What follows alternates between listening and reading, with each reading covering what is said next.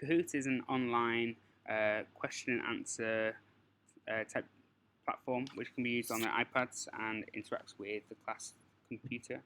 So once you've logged into Kahoot, there are different things you can do. You can either create your own or you can discover Kahoots that have already been made by other people. If I'm discovering, I just type in the top what I want to search for example, scientific method, press search, and you'll get a list of results. You can either filter them by subject, level, there's also who it was created by, and for, and so on. Or you can click one of the options below. It will also give you an example question, so you can see is that the kind of thing that I want to be quizzing my class. You can also, within that, you can play it, you can duplicate it and edit it. There are different options.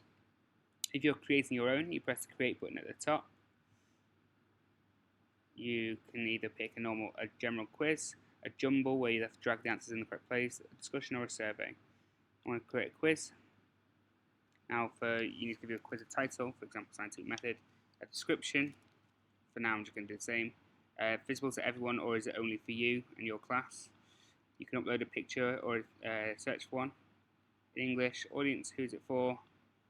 If there's any credit or intro video that you need, put it in there. Good to go. Maybe later. Then you can add a question. So what's the question? You pop it in there. How much time they have to answer the question, and then the answers that are required. You need at least 2. You can have 2, 3, or 4.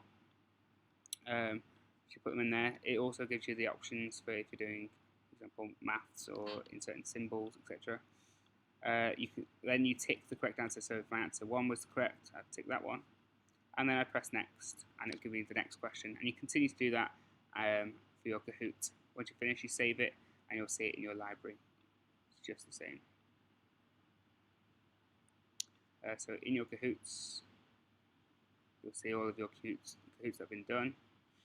So for example, this one I did earlier about word classes, I duplicated it and changed a couple of the things in there.